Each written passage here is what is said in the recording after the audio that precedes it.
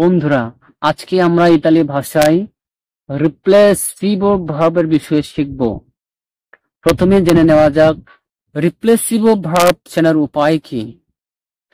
রিপ্লেসিভো verb চেনার উপায় হচ্ছে ভার্বের শেষে এস আই যুক্ত থাকবে, সি যুক্ত থাকবে।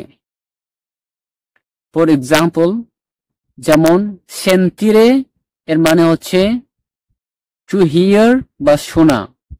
এই সেন্তিরে একটা রেগুলার ভার্ব, এর শেষে কিন্তু এস আই যুক্ত নাই বা সি নাই।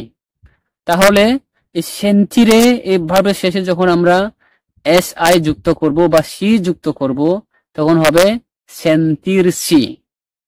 এই সেন্তিরসি যখন আমরা বলবো তখনই এই সেন্তিরসির একটা আলাদা অর্থ বহন করে থাকে।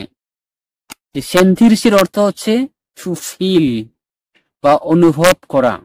রিপ্লেসিবল ভার্ব চেনার উপায় হচ্ছে ভার্বের শেষে যদি এস আই যুক্ত থাকে বা সি যুক্ত থাকে তখনই সেই ভার্বটাকে আমরা রিপ্লেসিবল ভার্ব বলে আখ্যায়িত করে থাকি।